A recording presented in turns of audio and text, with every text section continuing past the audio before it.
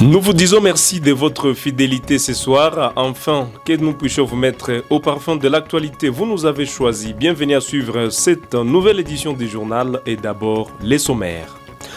À la une, le chef d'état-major général des FARDC a donné les coups d'envoi de la formation des 7730 nouvelles recrues au centre d'instruction de Kamina, dans la province de Haut-Lomami. Cette annonce a été faite lors d'une mission de travail du général à la base militaire de Kamina ce mercredi 7 mai 2025. Toujours à la une, l'armée congolaise affirme avoir neutralisé plusieurs rebelles de la milice Zaïre et CRP de Thomas Lubanga, alliés au M23 de la province de l'Ituri.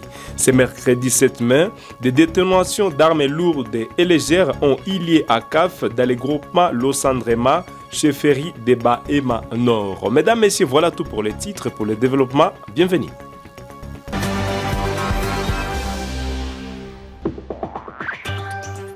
Le chef d'état-major général des forces armées de la République démocratique du Congo a donné les coups d'envoi de la formation des 7730 nouvelles recrues au centre d'instruction de Kamina dans la province du Haut-Lomami. Cette annonce a été faite lors d'une mission de travail du général à la base militaire de Kamina ce mercredi 7 mai 2025.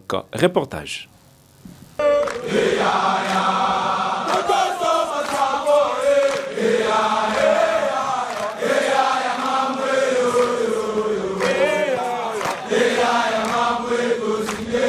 Cette 7730 recrues venues de différentes provinces de la RDC ont officiellement débuté la formation. Ce mercredi 7 mai 2025 au centre d'instruction de Kamina. Le go de lancement a été donné par le lieutenant général Bonzamila Mouejil, chef d'état-major général de FARDC. Arrivé à 11h30 à l'aéroport international de Kamina, le chef d'état-major général a été accueilli par le général de brigade Mouima Batenchi Diedone, commandant de la base de Kamina, entouré des membres du conseil provincial de sécurité du Haut-Lomami. De l'aéroport de Kamina, le chef d'état-major général s'est rendu à l'état-major de la base de Kamina où il a reçu le briefing sur la situation générale de la base, présenté par le général Mouima. Dans son adresse aux officiers de la base militaire de Kamina, le chef d'état-major général a insisté sur la discipline, l'esprit des corps, la loyauté et la lutte contre les tribalismes et les favoritismes. Aux nouvelles recrues, le lieutenant général Bonzamila Mouejil a transmis les salutations et les encouragements du commandant suprême Félix-Antoine Tshisekedi et les a félicités pour avoir accepté de servir la nation sous le drapeau en cette période critique. La discipline et les valeurs militaires ont également fait l'objet de son adresse.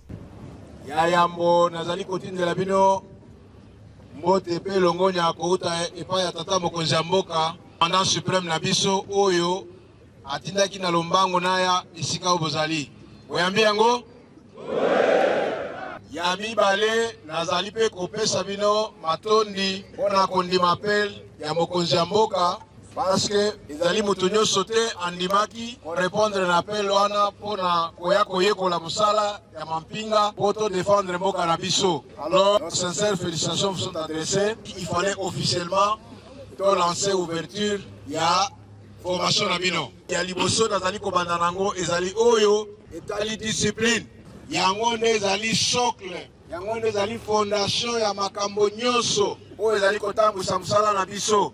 Soki tobuki discipline, musala soda kuzesu na sens nango te. Yango monaka soda discipline esengeli azala nango bisika nyonso. Discipline le mama ya likambo pe mama ya mampinga. C'est à 16h locales que le chef d'état-major général a quitté Kamina pour retourner à Kinshasa. Le Parti du peuple pour la reconstruction et la démocratie de l'ancien président Joseph Kabila estime que l'arrêté du 19 avril du ministère de l'Intérieur suspendant ses activités politiques sur tous les territoires congolais est élevé d'office. Cette décision fait suite à l'annonce du retour de Joseph Kabila dans les pays par la ville touristique de Goma. Plus de détails, c'est dans ce reportage signé par Jean-Claude Mugisho. Le bras de fer entre le PPRD et les ministères de l'Intérieur se poursuit. Alors que le parti de l'ancien président Joseph Kabila estime que la suspension de ses activités politiques, décrétée le 19 avril dernier, est levée d'office, Le ministre de l'Intérieur, Jacquemain Chabani, affirme que la question est désormais entre les mains du parquet.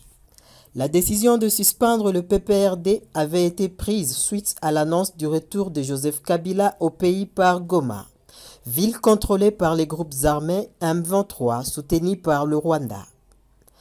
Le ministère de l'Intérieur avait justifié sa décision par l'attitude ambiguë de l'ancien président et son choix délibéré de rentrer au pays par la ville de Goma.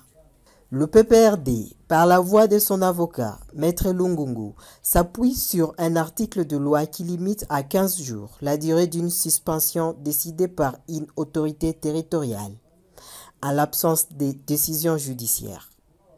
Le parti affirme avoir envoyé une notification de courtoisie aux autorités pour annoncer la reprise de ses activités.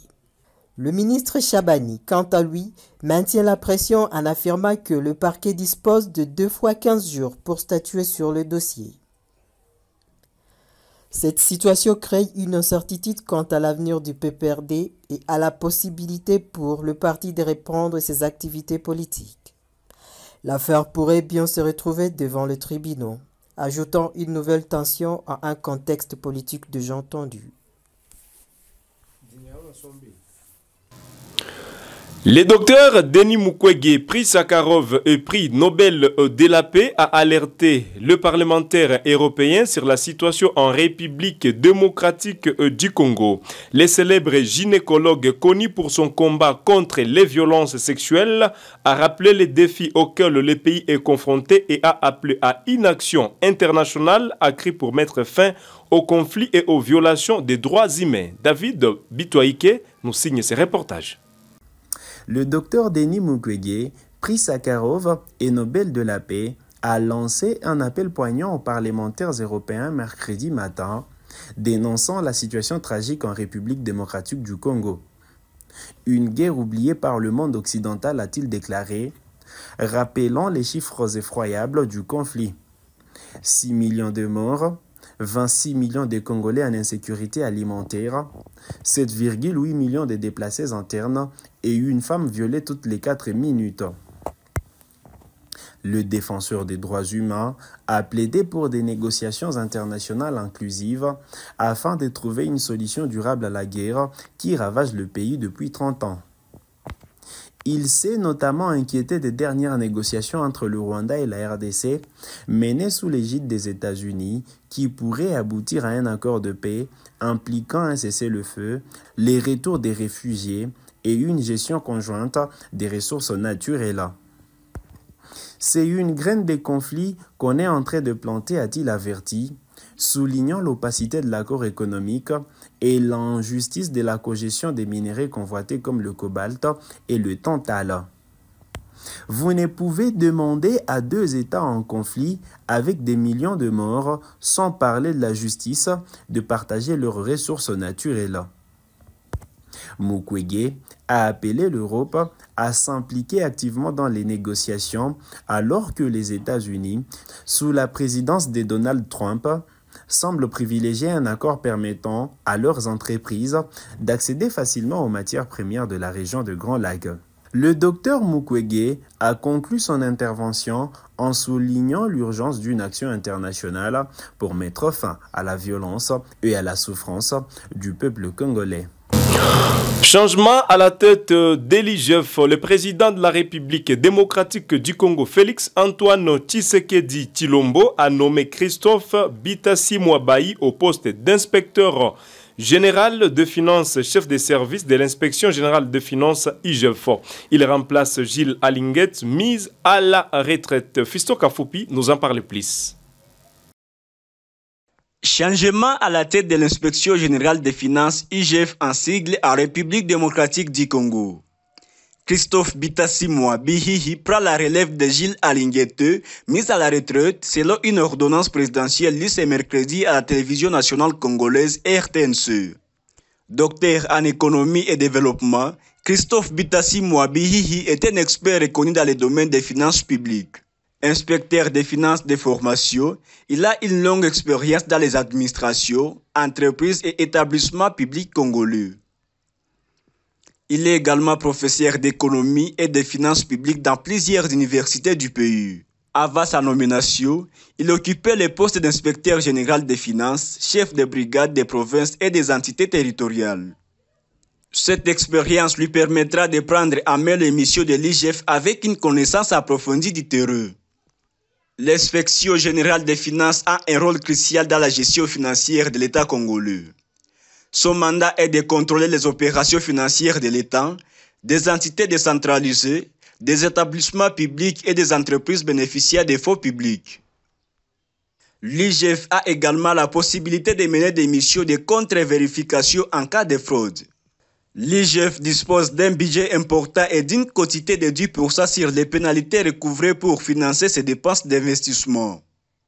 Ce pouvoir lui permet d'agir avec indépendance et efficacité dans ses missions de contrôle.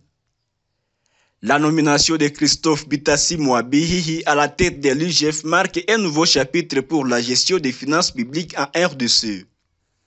Son expertise et sa connaissance du terrain laissent entrevoir des perspectives prometteuses pour le contrôle et la transparence des finances publiques. Poursuivons ce journal par cette brève information. Dans l'est de la République démocratique du Congo, un calme précaire règne à Luhinja, dans les territoires de Mwenga, au lendemain de la prise de contrôle de la zone par les rebelles de l'AFC M23. Après un bref combat, des combattants du M23 ont pris le contrôle de la chefferie riche en minerais où la firme canadienne Bandro Mining exploitait de l'or. Selon les sources locales, les combattants des forces armées de la République démocratique du Congo s'est retiré, permettant au M23 de s'installer dans la zone. Les Wazalendo sont partis hier, confirme un habitat. Les rebelles sont partis à Luhinja, ajoute une autre source précisant que les combattants du M23 sont visibles dans la plupart des quartiers depuis ce mercredi matin.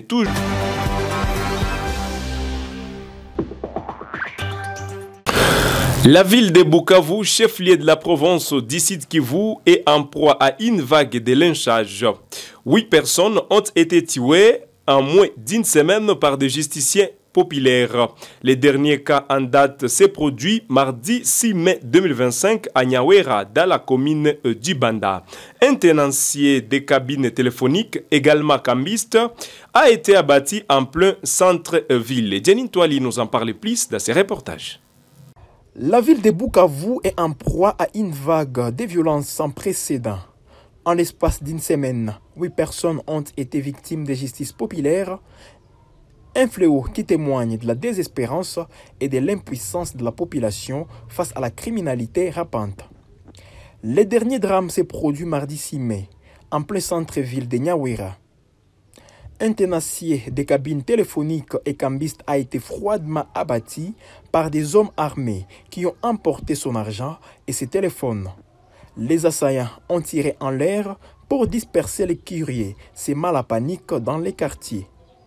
La même nuit, dans les quartiers d'Ndendere, un arbitre de football a été lynché par la foule accusé de vol à main armée. Ces événements macabres s'ajoutent à la mort de 4 personnes dont les corps ont été brûlés dans la commune de Kadutu dans la nuit du vendredi au samedi précédent. Face à cette escalade de violence, la population de Bukavu est livrée à elle-même. La criminalité, notamment les vols à main armée, sont devenues récurrentes, alimentant la peur et la colère. L'absence ou l'inefficacité des institutions chargées de garantir l'ordre et la justice, telles que les cours et tribunaux, la police nationale et les maisons pénitentiaires, nourrissent les sentiments d'abandon et poussent les citoyens à se faire justice eux-mêmes. La situation à Bukavu est préoccupante. Les autorités doivent prendre des mesures urgentes pour lutter contre la criminalité et rétablir la confiance dans les institutions. Il est impératif de renforcer la sécurité, de lutter contre l'impunité et de garantir un accès équitable à la justice pour tous. La justice populaire, bien que compréhensible, dans un contexte de désespoir, est une solution dangereuse et illégale. Il est urgent de trouver des solutions durables pour garantir la sécurité et la paix à Bukavu. À présent, parlons politique en République démocratique du Congo. L'opposant congolais Martin Fayulu Madidi, qui avait dénoncé un hold-up électoral en 2018, s'est dit désormais ouvert à une collaboration avec le président Félix Antoine Tshisekedi. Fayulu, qui avait réclamé le départ de Tshisekedi du pouvoir, a annoncé son changement de stratégie lors d'un entretien à Paris. Il s'est dit prêt à travailler avec le président Tshisekedi, mais sous certaines conditions. Ces revirements interviennent après la signature d'une déclaration commune avec d'autres opposants congolais, dont Joseph Kabila, en faveur d'un dialogue national pour mettre fin à la guerre dans l'Est de la République démocratique du Congo.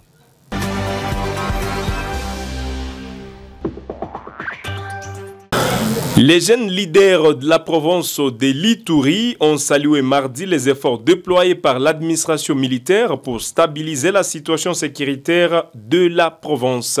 Lors d'une conférence de presse, ils ont exprimé leur reconnaissance pour les actions menées par l'armée, reconnaissant une amélioration tangible de la situation sécuritaire. Reportage. Dans une déclaration faite devant la presse ce mardi 6 mai, les jeunes leaders de l'Ituri ont vivement salué les efforts consentis par l'administration militaire en vue du rétablissement complet de la paix et de l'autorité de l'État en Ituri. Ce dernier ont fustigé l'attitude de certains fils égarés tendant à déstabiliser la quiétude observée actuellement en province. Les jeunes leaders restent et demeurent attachés et appuient sans embâche les efforts de paix que ne cesse de déployer le président de la République, Félix Antoine Tshisekedi Tshilombo. Les jeunes leaders saluent de l'occasion le travail titanesque qu'abat le gouverneur militaire de l'Ituri, le lieutenant-général Luboya Kanchama Joni, dans la recherche de la paix, pacification et du développement de la province de l'Ituri, dont les résultats sont déjà palpables sur terrain. Pour pérenniser les acquis de paix, ces derniers formulent des recommandations auprès des autorités nationales et provinciales. Au vice-premier ministre, ministre de l'Intérieur, la suspension de toutes les activités du parti politique Union des Patriotes Congolais, UPC en sigle. Au ministre d'État, de la Justice et Garde des Sceaux, l'instruction à l'auditeur général de FRDC d'engager des poursuites judiciaires contre M. Thomas Lubanga, président du parti politique IPC, et l'honorable Joka Balambi, pour leur participation active à la déstabilisation de la République à travers leur mouvement Convention pour la Révolution populaire. Au procureur général près la Cour d'appel de l'Ituri et à l'auditeur supérieur de l'auditorat militaire de l'Ituri d'ouvrir une enquête judiciaire contre les questeurs et le président de l'Assemblée provinciale de l'Ituri pour qu'ils expliquent par quel mécanisme ils payent les émoluments à leur collègue honorable Joka Balambi qui a rejoint la rébellion et qui réside à Kampala aux côtés de Thomas Lubanga. Rappelons que durant ce 4 ans de l'état des sièges, nombreuses entités dans les territoires d'Irumu, Djougou, Mambasa sont passées sous contrôle de FARDC grâce à l'approche militaire couplée aux non-militaires mise en place par le gouverneur de province.